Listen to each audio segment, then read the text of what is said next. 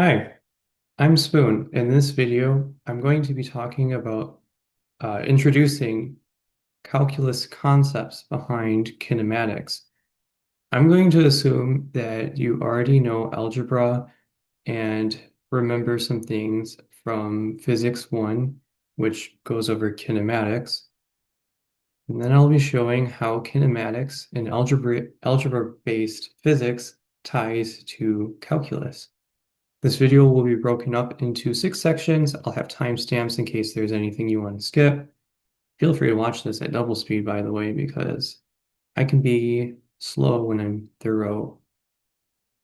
Or just watch this at normal speed if you need time to digest things. The 6 sections will be uh, summation, limits, differentiation, Riemann sums and integration, the fundamental theorems of calculus, and then I will be deriving this equation, which hopefully you recognize. 1/2 times acceleration times time squared plus v naught velocity uh, times time, v naught being initial velocity plus initial position, or x naught, equals x, or position. So this will be the end goal, and then everything before will lead up to it. The summation and limits will be going over things that aren't necessarily calculus, and then I'll get into calculus concepts, the theorems, and then deriving this equation. All right, first section is summation, which is represented by capital sigma, which is this, it's like a backwards 3, except it has a flat edge on top and bottom. All right, a summation, if you don't already know, is a type of operator. It's used to repeatedly add things together. So let's say you want to write 3 plus 3 plus 3. You could do that. Or you can say this. So you have capital sigma here, which is the summation operator. On the bottom, you're saying n equals 1, and it goes up to 3. So this is saying for n equals 1, 2, and 3, add this argument together, and it gives you 9. You can also have n in the argument itself. In this case, this translates to for n equals 1, 2, and 3, what's the sum? So this equals 1 plus 2 plus 3, because n is supposed to be 1, 2, and 3. Finally, you can have different arguments that aren't necessarily just a number or n. You can have like summation of 0 to 5 of n squared. So then you evaluate for where n equals 0, 1, 2, 3, 4, 5, which is then equal to 0 squared plus 1 squared plus 2 squared, all the way up to 5 squared. Now, just for some properties of summations, for one, summations have linear independence. So if you have a constant k, uh, n equals 1, let's say capital N is a constant as well, and that's just saying how many times you iterate through the summation. And then you have a constant k times a function which uses the variable n, which is changing throughout the summation. This is equivalent to just taking that constant out.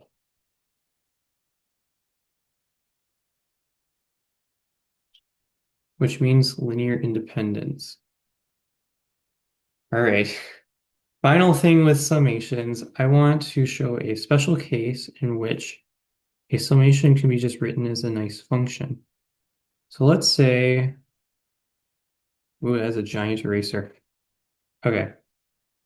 Let's say we have a function of n, capital N, that is defined as a summation of where n equals 1 up to capital N of n. This means that if n equals 5, you do 1 plus 2 plus 3 plus 4 plus 5. So n, capital N must be an integer, and it also must be 1 or greater to conform to how the lower bound is 1. Now, this is also equivalent to writing this. Since 2 divided by 2 equals 1 and multiplying anything by 1 equals itself, this is equivalent. And this can be rewritten as 2 times 1 plus 2 plus everything up to n divided by 2. This is also equivalent to saying 1 plus 2 plus dot dot dot plus n plus n plus n minus 1 dot dot dot. So you're just saying 1 plus 2 plus 3 plus 4 plus 5 yada yada up to n and then adding it again. If n equals 5, you could write it like this. Oh wait, let me get rid of the 2. So you have the 2 in the denominator. Now I'm going to write this a little bit weirdly. I'm going to write, again, 5 plus 4 plus 3 plus 2 plus 1. You'll notice that the numbers are stacked together, add up to 6. So this can be rewritten as 6 plus 6 plus 6 plus 6 plus 6, if n equals, capital N equals 5, which is 5 times 6. So in conclusion, and quickly summarizing, this can be rewritten as this expression, which is also equal to n squared plus n. So this is handy if you don't want to just keep adding things over and over again. That way you can just write it as a much nicer expression like this or this. And that is summation, repetitive adding. Now, as the final thing before we actually get into calculus, let's talk about limits.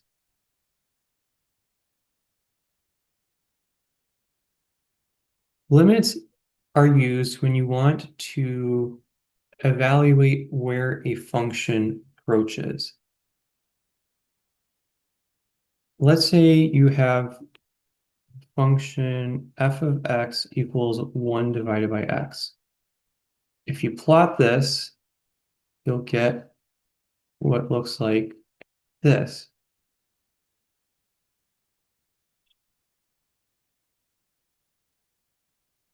Now, if you want to evaluate f of 1, x equals 0, you're going to get 1 divided by 0, which is undefined. All right, that's great. But what if I really want some kind of answer to understand how this function works? Well, you can use a limit, which is written as such. So let's have x approach 0. X doesn't equal 0, it's approaching 0. And let's say it's approaching from the right, which we'll have indicated with a plus sign. If I put a minus sign, that means we're approaching from the left.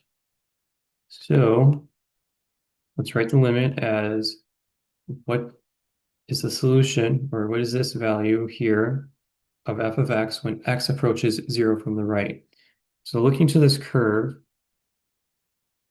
you start somewhere way over here towards, actually, let's not go that far. There's just somewhere to the right of where x equals 0, which is here.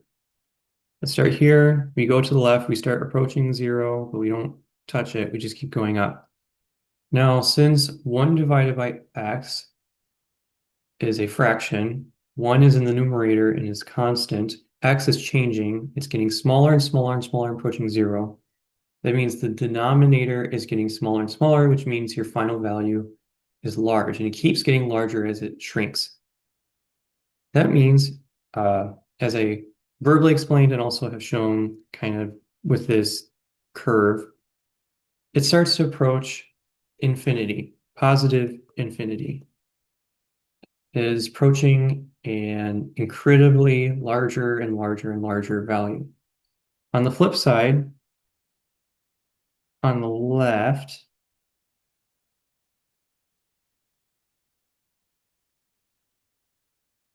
same instance, it's just now the negative side because you're using negative values of x.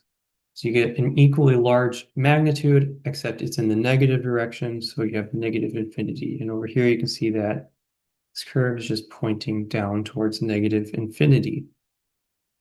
You can also have limits where if x approaches infinity, in this case, you don't have to have the directional term.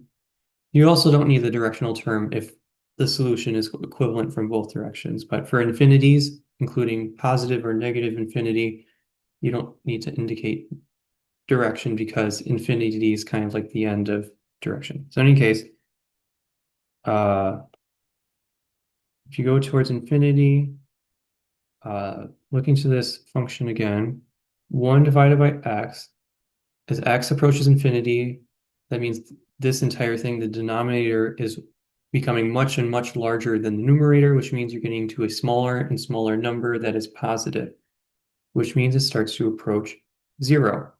So this asymptotically approaches 0 without actually touching. So that is the solution. This also can be used for situations where you have a hole in a function. For instance, if you have the function f of x equals x divided by x, in this case, if you solve for when x equals 0, then you get 0 divided by 0, which is undefined. If you plot this, you'll get a function which is flat, where f of x equals 1, except right when it crosses the y-axis, there'll be a little missing value right at where x equals 0. Now, if we do a limit, in this case, whether x approaches 0 from the left or the right, it's going to be the same value. This equals 1, because if you start from the right and you do 1 divided by 1, it's going to equal 1. You go closer to 0 and you do 0.5 divided by 0.5, it's also going to equal 1. You keep getting closer and closer and closer without actually approaching 0 divided by 0, and you just keep getting the value 1. Same goes for the left side. -1 divided by -1 equals 1. You get closer and you just keep approaching 1. And that's limits. Figuring out what values a function approaches without actually touching. Now that concludes some of the background information. We've talked about summations and limits. Now let's talk about differentiation. What color do I want? Yes, let's do this nice sky blue. Differentiation. Now, in physics, you might have seen a position versus time graph. So let's say the y-axis is position noted by x. And then over here is time. Let's say this is my position versus time graph. Let's say the function is negative t squared plus 1. This kind of mimics a situation where, imagine I'm on a diving board. I'm not very good at diving, so maybe I just kind of like, I just fall. Here's the water. Let's say the diving board is 1 meter off the ground, um, and the water is at 0 meters, and I just fall, I don't have an initial velocity. This function represents what's happening. Maybe you're wondering, is this true, Spencer? I mean, Spoon. My name is Spoon. Um, is this true? Are you making stuff up? No, but I will prove I'll show my reason later, but it's based on this equation. Anyway, here's the function. I'm giving a sample situation. Here's the curve. Now let's say, what is the velocity at a particular time? Now, you can find average velocity by grabbing 2 points. Like if you want to find the approximate velocity at time equals 0 seconds, which would be at this point right here, you might take the value at this point, you take a very close by value, you find uh, displacement or the difference in the two positions, then you find the difference in time across. Oh, wait, this would be difference in position, and this would be difference in time. And then you get a rough estimate of velocity. Let's say we're finding velocity at a particular time. This is kind of like time equals 0. That's great, but it's not a perfect solution. You are finding an approximation, and your approximation becomes more accurate the closer these 2 points are together. So how do we get a function of velocity that will find the exact velocity per time or at a select time? Let's expand this a little bit. So let's say we want to find the slope, which is velocity.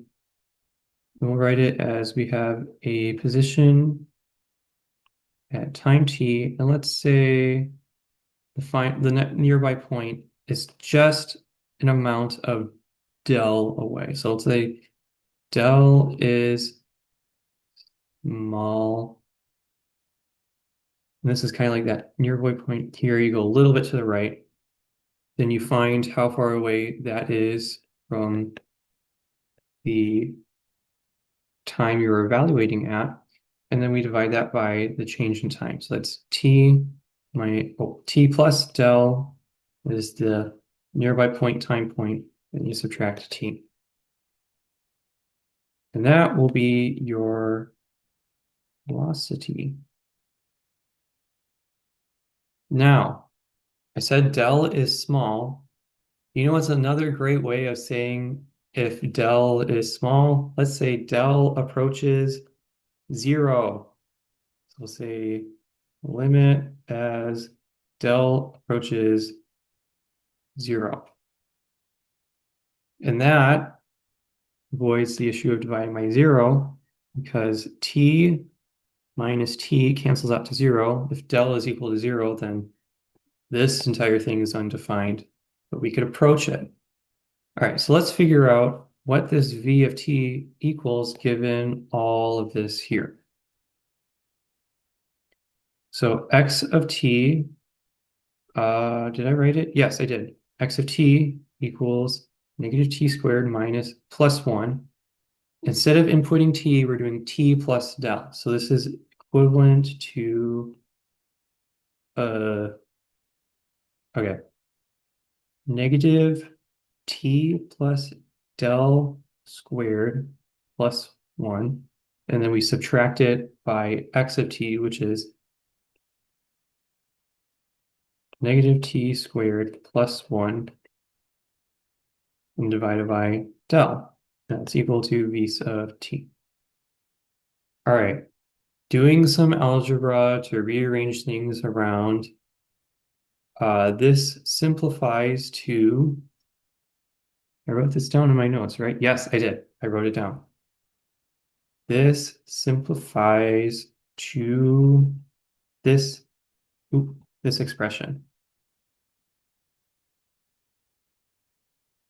Oh gosh, I keep getting lost in my note. All right. Negative del minus 2t equals v of t.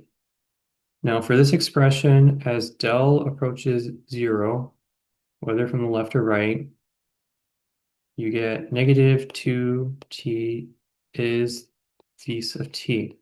There we go. We have our solution for velocity at any given point. When time equals 0, negative 2 times 0 equals 0. So initially, at the top of the diving board, I'm not moving. And then let's say we go 1 second later, negative t squared or negative 1 squared equals negative 1 plus 1 equals 0. So 1 second later, I am hitting the water exactly. And my velocity is negative 2 times 1, negative 2, or negative 2 meters per second.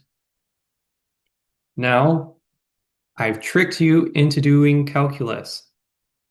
This entire thing here in calculus can be written much nicer as dx of t divided by dt. This is saying the instantaneous change in position divided by a small change in time, or an instantaneous change in time. That equals v of t, which you might be able to more relate to seeing a delta. So this here gives an approximation of velocity or an average, and then this gives the instantaneous actual value. We just did differentiation. And there is a rule for differentiation when you do things that are squared. So if you have, let me write this down really quick. Equals v of t equals negative 2t. The derivative of something that includes an independent variable squared equals that same thing. So for instance, dt squared divided by dt equals 2t. And there's also linear independence similar to with the summation. If you multiply a function by a constant, its derivative equals the original function times a constant. And so if I had dfs of t equals like, I don't know, 3t squared,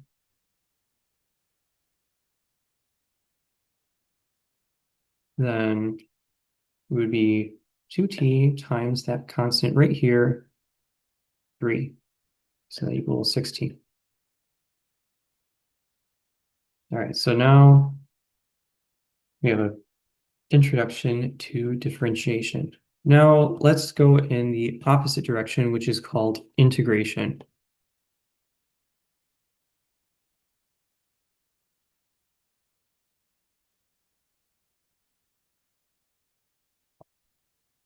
Let's say now we have our v of t equals negative 2t.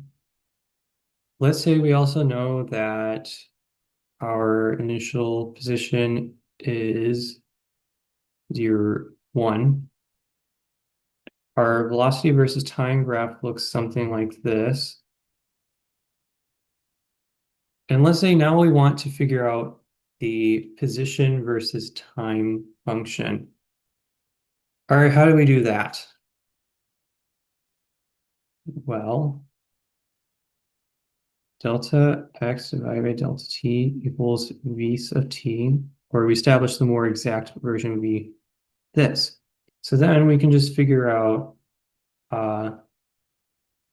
this. We would do some multiplication, rearranging v of t times dt equals dx.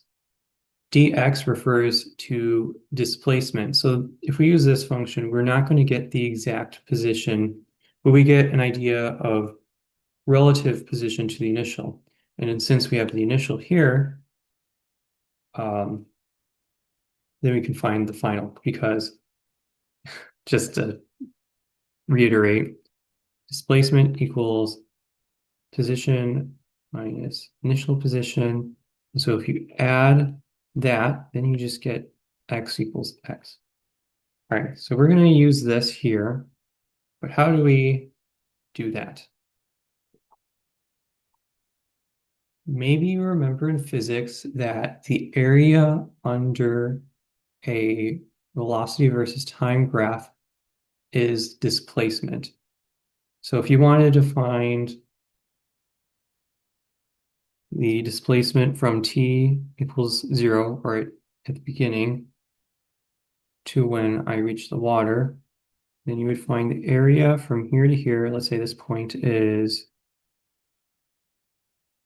1 second, and you know that the velocity is -2. So you find this area here, which is v times delta t, or dt. You have your displacement, bada bing, bada boom. And that's just the area of a triangle. But let's use calculus. Let's say we don't know the area of a triangle, which is derived with calculus. Well, area is defined using a unit square. So let's say we can start by you having a unit square here. So we have our initial velocity, -2 times 0 equals 0. Then we have our final, which is -2. We expand that out, then we have, oh, I'm sorry, ignore this. Velocity is not constant, but let's just go with this here. You have -2 times, well, this over here is 1 second, so that's 1 equals dx. Equals -2 equals that, which is not true because we've already established that it takes 1 second for me to reach the water, which is a meter below. So I am off by the actual answer, which should be -1. All right, let's try to get a little bit of a better answer. Let me get a smaller eraser. What if we break this up into a smaller section? So we find the area here, and then we find the area here. So we try to find displacement 1 and displacement 2. So the total displacement is the sum of these two. Right here, let's say that's 0.5 seconds. So we're finding V's of 0.5. We're splitting this into two 2 half-second portions, plus V's of 1 times 0.5 equals our final displacement. This here equals -1 times 0.5 plus, oh my gosh, I hate doing mental math. -1, oh, I'm sorry, -2 times 0.5 equals delta x. That evaluates to -0.5 plus -1 equals -1.5. So it's still not correct, but now we're getting closer. Basically, if we just keep breaking up this plot here into smaller and smaller rectangles, or squares, or whatever,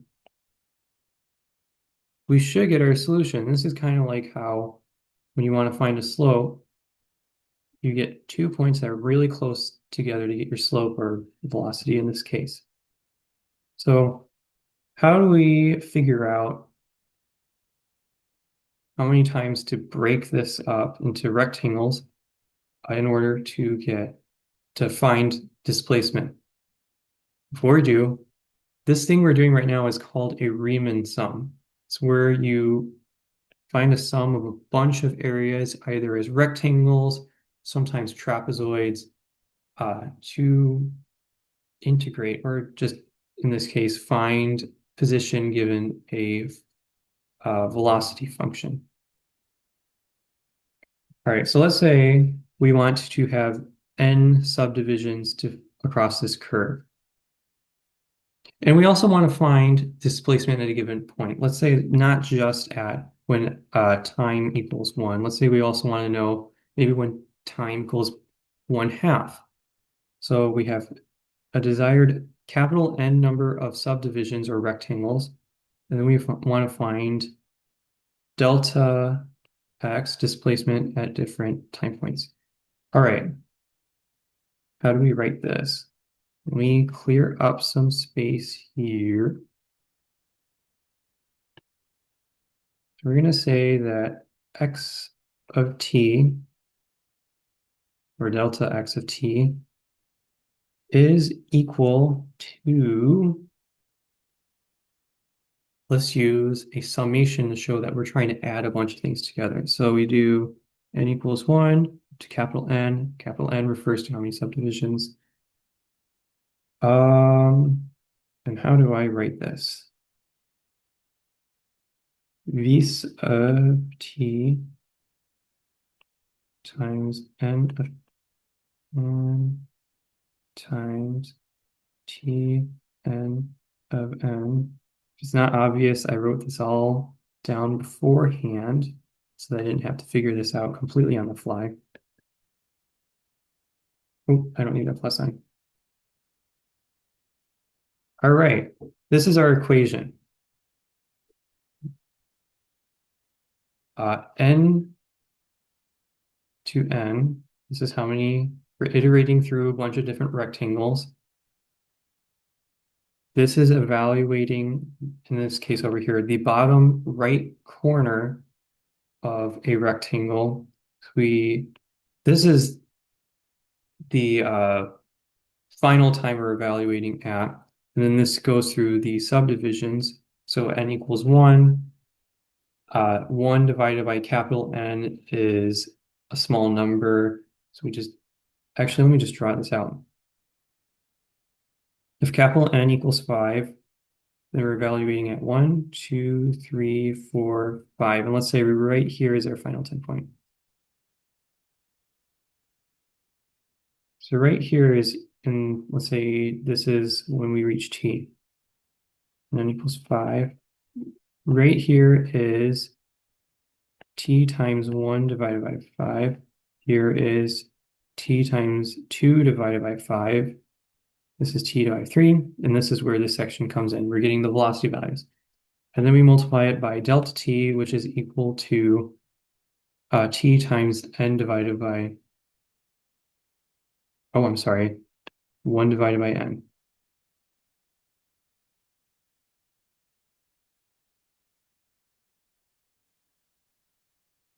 If it's not already obvious, integration is a little bit more difficult than derivation. So if you plan on taking calculus 1 and 2, calculus 2 is probably going to be more difficult.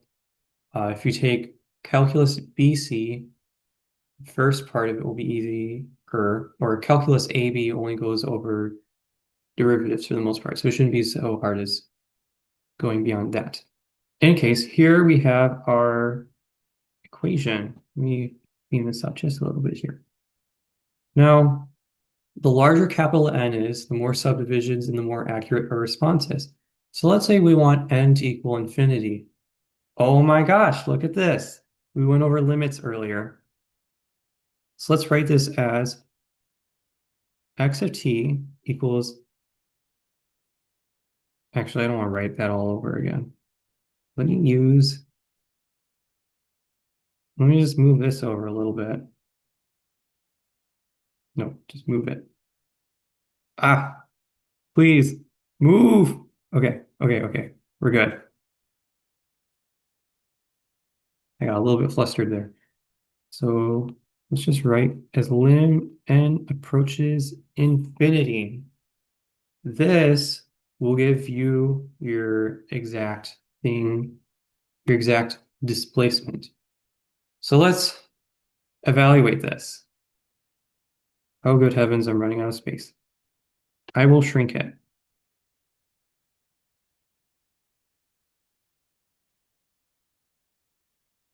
There we go. This might make it a little bit pixelated. No, that's actually okay. All right, so let's expand this out a little bit more. So we have x of t equals the limit n is approaching infinity.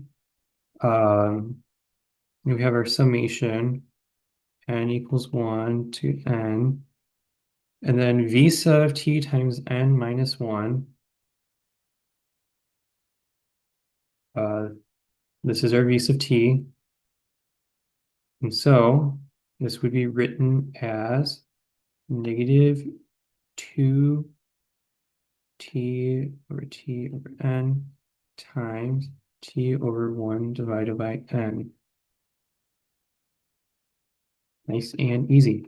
Now, previously we established that summations have linear independence, so we can just get this 2 out. This t is not changing throughout the iterations of summing, so we could take that out. This also comes out. Oh, shoot. And for limits, there also is the linear independence. So if I were to put like this constant here, then I would just have to multiply it afterwards, and it also equals 2. So we could just move a lot of things out so long as they are not a variable that's changing. So let me push some things out. We can take the negative 2t squared, which gets rid of this and this. Now we can't take out capital N because it's important to the limit. That's the thing that's quote unquote changing. So we take N out.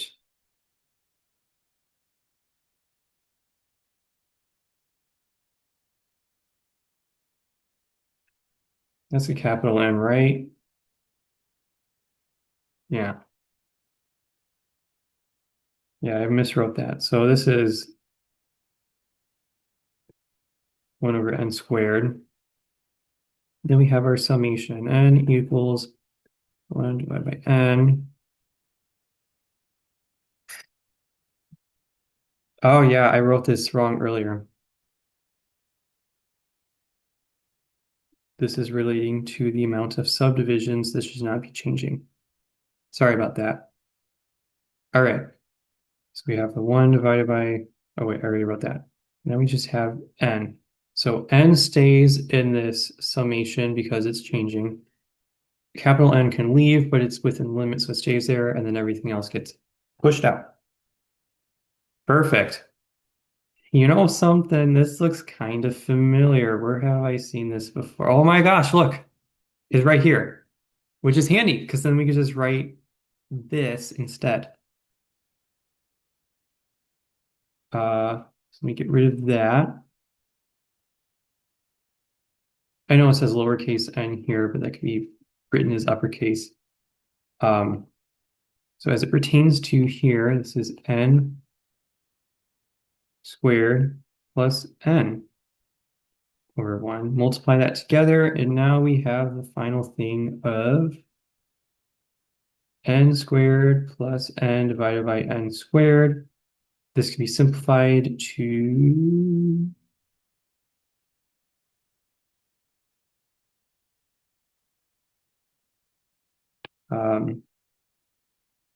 n plus 1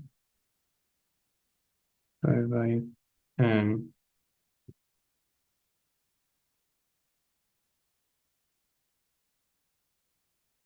Oh, and I forgot you have to divide by 2. I forgot about that. So that's incorporated. Let me just write that down just in case if you got lost. So yeah, n squared plus n divided by 2n squared, that gets simplified. Okay, so now we have this over here. Now as n approaches infinity, this plus 1 here is going to be rather trivial. So if, let's say n equals 10, that means you have 11 divided by 20. Then let's say you go to 100. Now you have 101 divided by 200. Now let's say you have a bajillion. That's not an actual number. It would just be something really large with a 1 at the end, and then you would have a 2 below. So overall, as capital N approaches infinity, you get 2 1/2. So this is negative 2t squared times 1/2 equals negative t squared. And that relates to our original equation. But you'll notice that there's a plus 1, and that's because this is displacement. So we have, if we want our final actual position equation, that equals delta x of t plus our initial position, which is equal to, here's our initial position, negative t squared plus 1. All right. Now, at this point, we have used differentiation to differentiate a position versus time function into a velocity function, and then we integrated a velocity function into a displacement function, added initial position, and now we have the position function. And I previously noted how there's a nice notation for derivatives that's much smaller than using a limit, and the same goes for integration.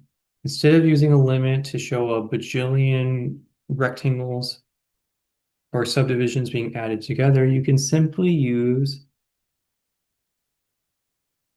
that operator.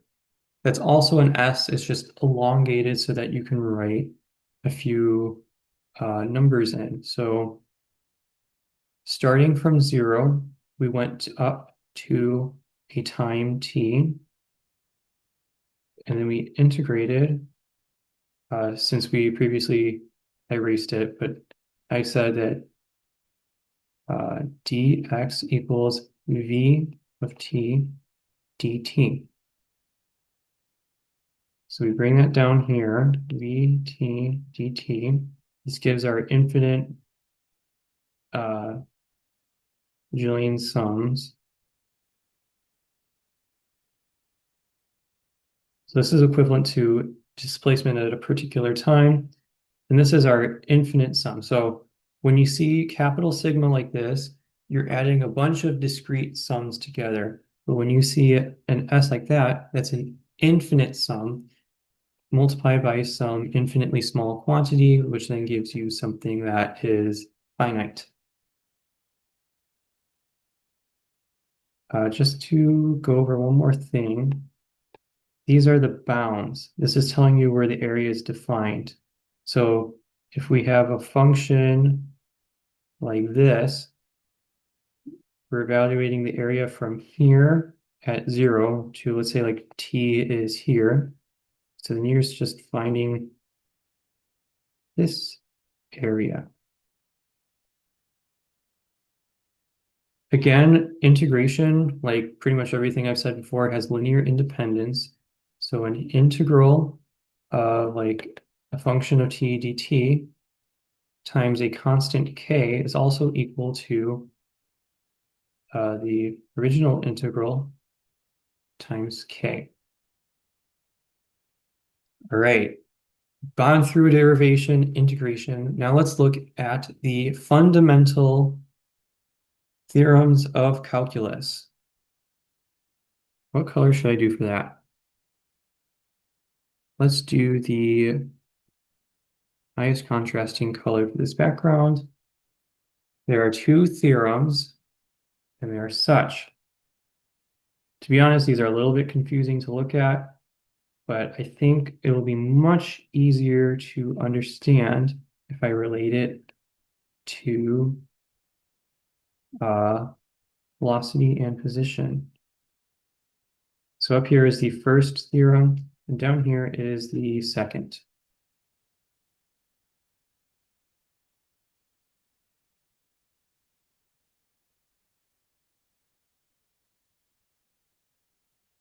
So this is saying if you find the derivative of an integral, depending on the bounds, you can get the original function. So derivatives, integrals allow you to go back and forth, like how we just went back and forth between position and velocity. And then down here, this is saying how integrals are found. An integral is equal to doing a subtraction of antiderivatives. An antiderivative down here is shown by the capital letter of a function. So we have lowercase f here. Antiderivative is capital F. The antiderivative is whatever an expression is that when derived reaches here. So if we have a function velocity, what is the antiderivative of velocity? What, when derived, gives you velocity? And that is position. So the antiderivative of velocity is position. So let me just rewrite a few things. So let's say we just established that that's velocity. This is, that's position. This is velocity. We're integrating with time. And our bounds are the time intervals we're doing. So it's like a t naught to a t. We bring this up here as well.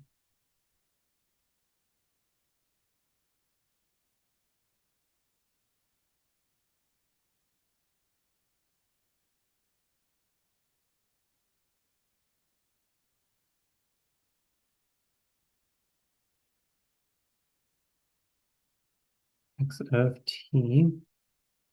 So this is saying if we integrate velocity, oh, that's velocity. If you integrate velocity to get position, then differentiate it again, you get velocity again. And this can be rewritten as shown below. Actually, this is rewritten as antiderivative, which is evaluated on a to let me make that t as the final thing I forgot to do. Right, so we have a.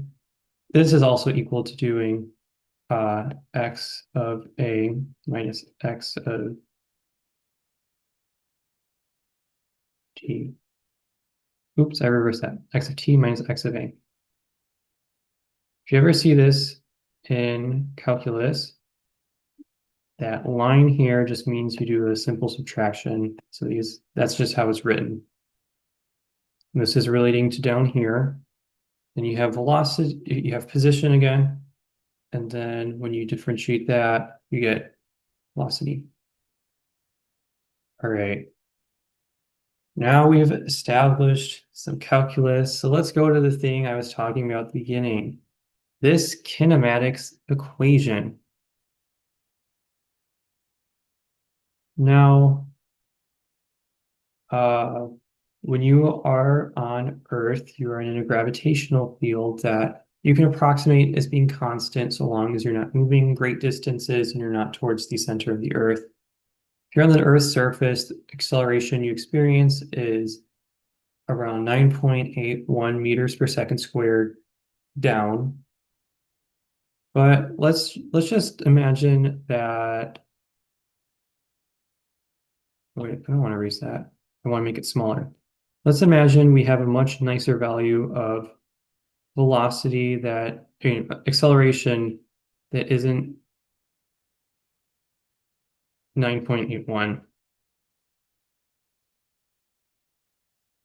Let's say let's say that the acceleration is 2.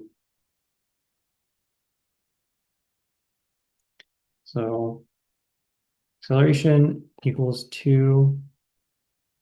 And let's say that's pertaining to this whole diving board situation. Our initial velocity is 0 because I'm apparently just falling off without jumping. And our initial position is equal to 0. So based on this information, if we want to find x of t, our position at a given point, we have to get the area under the acceleration graph or integrate. And if you do it twice, then you get down to position again because dv dt equals acceleration, or you can say delta, and dx dt equals velocity. So put the a dt here, and then put that here. So really, it's just you integrate once to get the velocity aspect, and then you integrate once more to get the position aspect. So let's start with the first integral.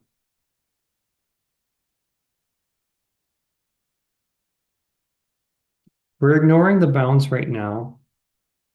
If you integrate a constant, you only introduce an independent variable, so that equals a of t times t, which is 2t, because we're saying acceleration is 2. And then you add initial velocity, which is your v naught, which is plus 0. So you can just ignore that. Actually, I guess I could just write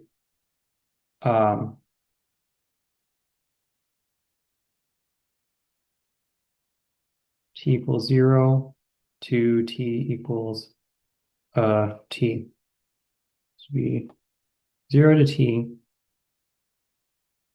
and that's our solution. And that's kind of equivalent to just finding the area again. So if you have your acceleration plot versus time, it's flat, it's at a equals 2, and the area under a square or rectangle is base times height. So this is 2 times t. There you go. And this is what this is saying here. Then integrate this once more, 2t dt from 0 to t. We're integrating velocity to get position. And previously we showed that if you integrate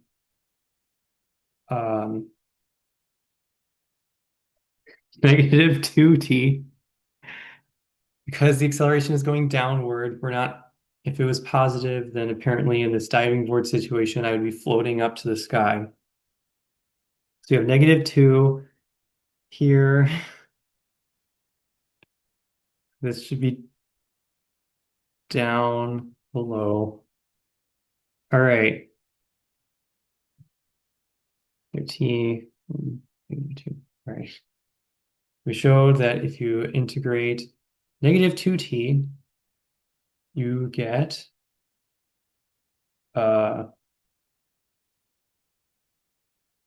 negative t squared plus initial velocity in position, which is previously established as 1. You saw nothing. As I'm 1 meter off the water on the diving board, we get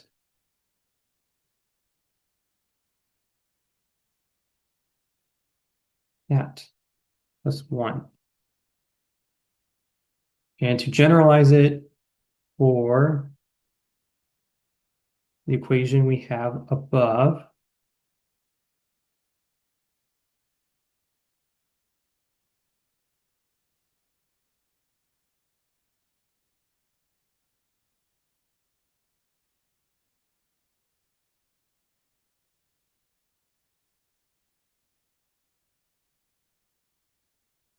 you get